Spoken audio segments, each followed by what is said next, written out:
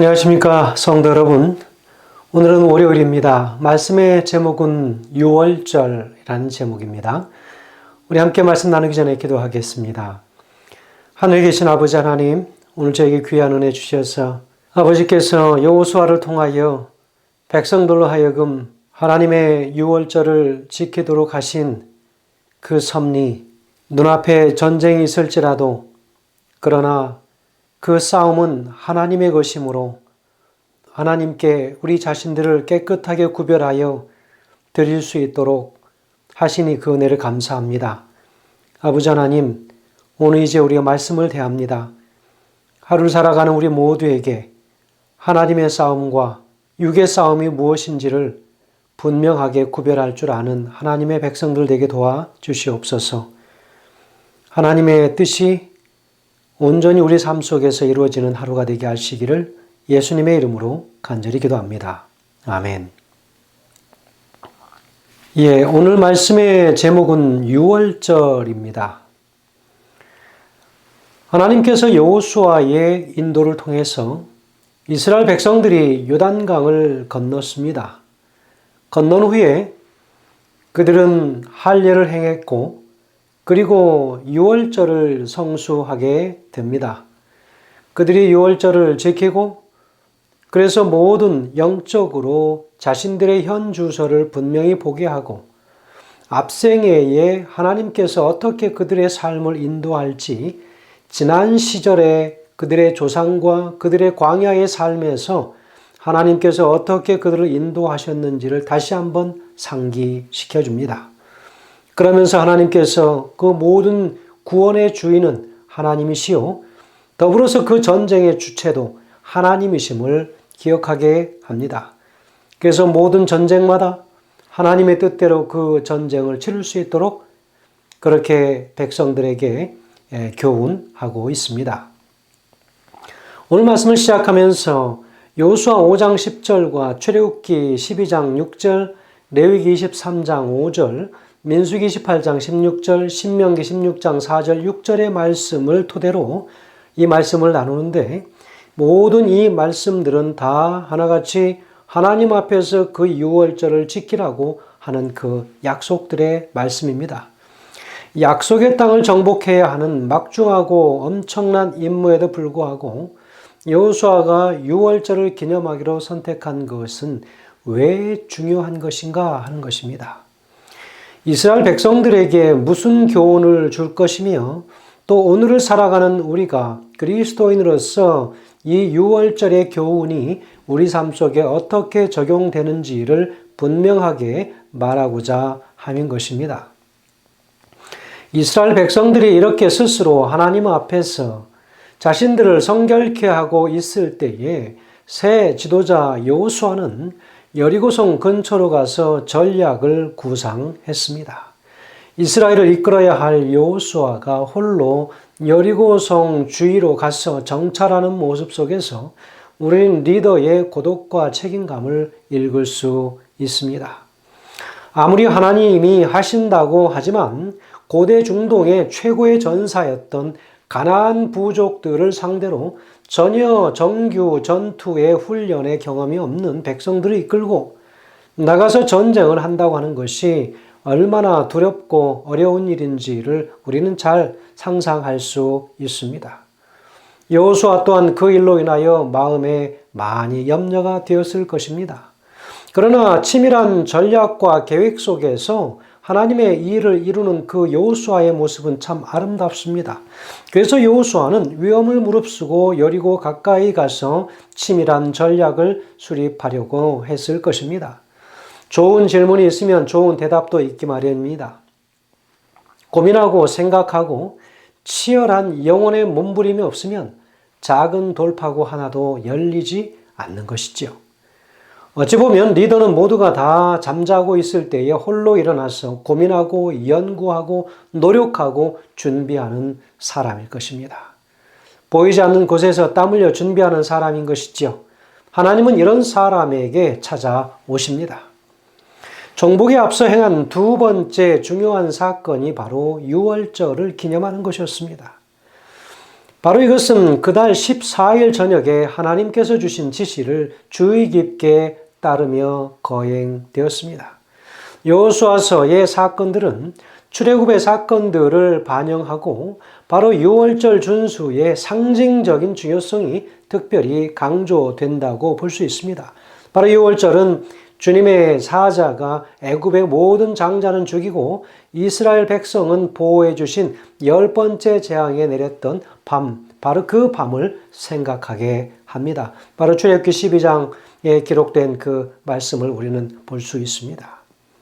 여러분, 이 경험은 애굽을 탈출해서 홍해를 건너고 광야를 지나는 여정으로 이어집니다. 바로 이와는 다르게 두 번째 세대의 바로 이 이야기는 광야에서 시작해서 요단강을 건너고 할례와 유월절 절기 그리고 이스라엘의 적군인 가나안 거민들을 대적하면서 주님의 또 다른 기적적인 개입을 기대하는 결정적인 순간으로 이어진다고 볼 수 있겠습니다. 이전 모든 사건과 함께 유월절을 지키는 것은 이스라엘 역사에서 새로운 시대를 시작하고 있음을 알려주는 중요한 이정표가 된다고 볼 수 있겠습니다. 또한 유월절은 희생양의 상징을 통해서 이스라엘 백성이 애굽의 속박에서 구원받은 것을 되돌아보게 합니다.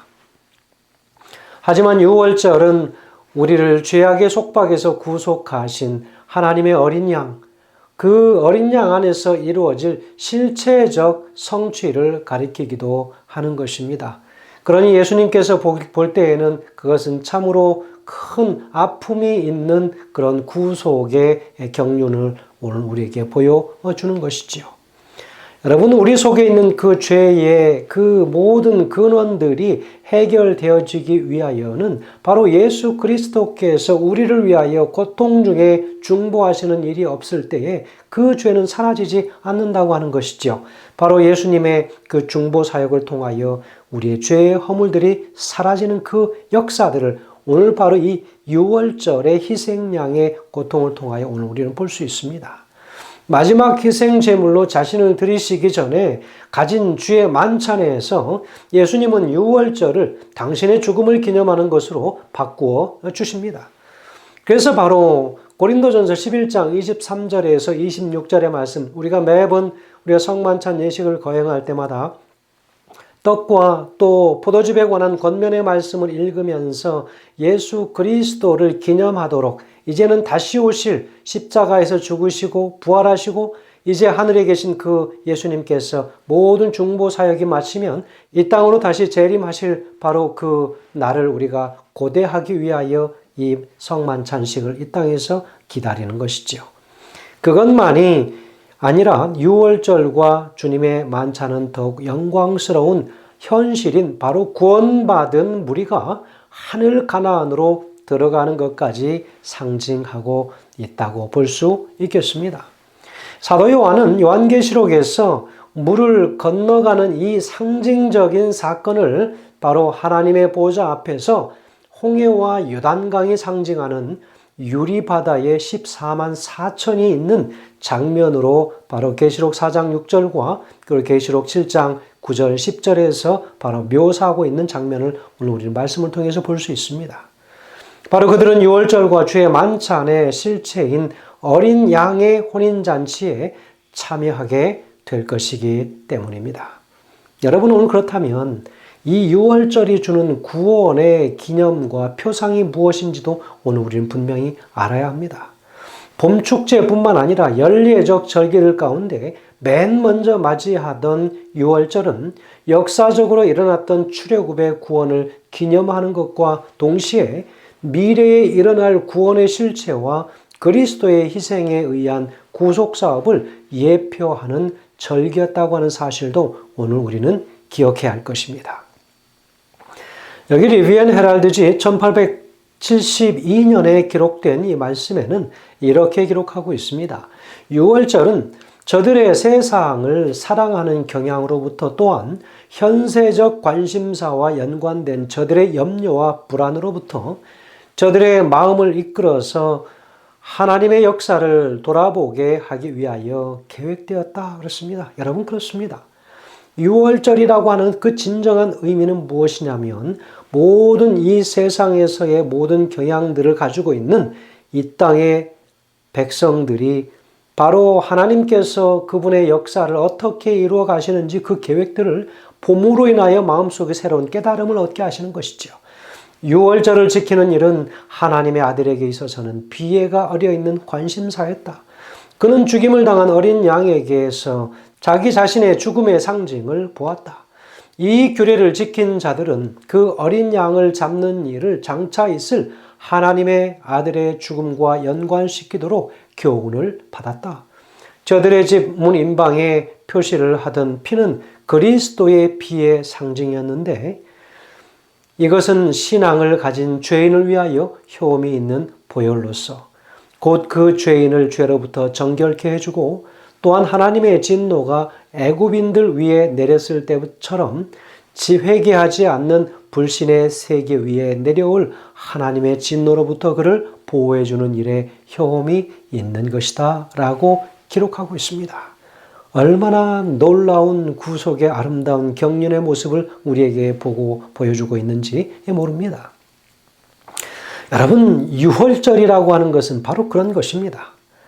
당신의 모든 구속의 아름다운 경륜들을 우리로 하여금 보게 하고 본 자들로 하여금 그 마음에 감동이 일어나므로 세상과의 모든 관계를 끊고 온전히 하나님께로만 집중할 수 있도록 하는 그런 절기인 것이지요. 그래서 이스라엘 백성들은 지금 여호수아와 함께 전쟁을 치르기 전에 먼저 이 전쟁이 어떠한 전쟁인지를 분명히 보도록 하는 것입니다. 여러분, 전쟁이 임박해 있는데 총과 칼과 대포와 여러 가지 무기들을 정비하고 그것들을 더 보강하는 일에 열의를 올려야 할 순간이지만 그러나 그들은 전혀 다른 행보를 보이고 있지 않습니까? 할례를 행하고 그리고 나서 유월절을 지키도록 하면서 그들의 모든 마음속에 가지고 있는 죄의 때들을 다 벗겨내고 이제 완전히 하나님께로만이 자신들을 내어드릴 수 있는 준비를 하도록 하는 것입니다. 왜냐하면 이 전쟁에 관하여는 하나님이 주인이시기 때문에 우리가 할 것은 아무것도 없다는 거예요. 이 전쟁은 혈과 육의 싸움이 아니라 영적인 싸움이라고 하는 것입니다. 총과 칼과 창으로 하는 전쟁이 아니라 하나님의 말씀과 기도로 이루어질 전쟁이기 때문에 오늘 하나님께서는 여호수아에게 이스라엘 백성들로 하여금 이렇게 하도록 지시하시는 것이지요. 시대소망 1권 85페이지에서는 이렇게 얘기합니다. 절기의 모든 의식들은 그리스도께서 하실 사업의 표상들이었다. 이스라엘 백성이 애굽에서 구원을 받은 것은 구속에 대한 하나의 실물 교훈이었고 유월절은 그것을 기념하기 위한 것이었다. 죽임을 당한 어린 양, 누룩이 없는 떡, 처음 익은 곡식단은 다 구세주를 상징하였다라고 이야기하고 있습니다. 예수께서 유월절 음식과 함께 제자들에게 또한 특별한 음료를 나눠 주시지 않습니까? 그것 또한 특별한 의미를 지니고 있지요. 부조와 선지자 상권 358페이지에서는 이야기하기를 유월절은 기념적인 동시에 표상적인 것으로서 애굽으로부터의 구원을 과거적으로 가리킬 뿐만 아니라 그리스도께서 당신의 백성을 죄의 속박으로부터 석방시키기 위해 성취하셔야 할 보다 큰 구원을 미래적으로 가리켜 보이기도 하였다라고 기록하고 있습니다. 성도 여러분, 바로 유월절은 기념적인 것 동시에 표상적으로 주어졌다는 거예요. 눈으로 보는 것뿐만 아니라 그것은 구원의 깊은 역사와 관련이 있다고 하는 것입니다. 그리스도께서 당신의 백성을 죄의 속박으로부터 석방시키기 위해서 자유롭게 하기 위해서 성취해야 할 또 다른 구원을 미래적으로 분명히 가리켜 보이고 있다는 것이죠. 그러므로 전쟁을 앞두고 있는 이스라엘 백성들에게 있어서는 바로 이 유월절이 그들에게 주는 의미가 크다고 볼 수 있겠습니다. 그들의 삶의 앞으로 미래에 어떻게 펼쳐질 것인지 하나님께서 그들에게 보여주고자 함이었습니다. 모든 성들과 함께 전쟁을 치를 때마다 그리고 땅을 차지하고 가나안 족속의 모든 그 장대한 그 기골이 장대한 용사들과 함께 더불어 싸울 때에 그 모든 싸움은 온전히 하나님께서 싸우시는 싸움이라고 하는 것을 먼저 가르쳐주고 그들에게 오히려 더 용기를 갖고 이 전투에 임할 수 있도록 하기 위함이었습니다. 성도 여러분, 오늘 우리가 싸워야 할 싸움이 두려우십니까? 오늘 우리가 싸워야 할 그 싸움이 여리고 성처럼 아주 높은, 정말 우리가 도전할 수조차 없는 그런 높은 성처럼 보이십니까? 아무리 힘들고 어려운 전쟁일지라도 그러나 하나님께서 먼저 그 전쟁을 치르시겠다고 하셨습니다. 그 앞장서서 나가시겠다고 말씀하셨습니다.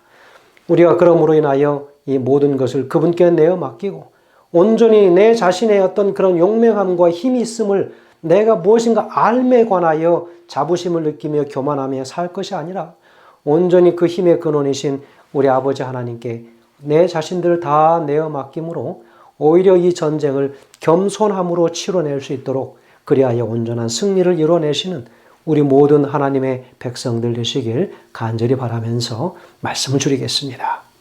기도하겠습니다. 하늘에 계신 아버지 하나님, 이 전쟁은 아버지의 전쟁이시오. 이 싸움은 아버지 하나님께서 싸우시는 싸움이라고 하고 분명히 가르쳐 주셨습니다. 우리 아버지께 모든 우리 자신들을 내어 맡기게 하시고 온전히 맡겨진 우리 자신들이 하나님께서 싸우시는 그 싸움을 믿음으로 바라볼 수 있도록 인도하여 주시옵소서. 이것이 우리가 싸워야 할 미래의 우리 인생에 펼쳐져 있는 싸움인 것을 다시 한번 이 6월절을 기념하면서 알게 하여 주시니 감사합니다. 오늘 주님 앞에 우리 자신들이 온전히 낮아지는 하루가 되게 인도하시기를 예수님의 귀하신 이름으로 간절히 기도드리옵나이다. 아멘.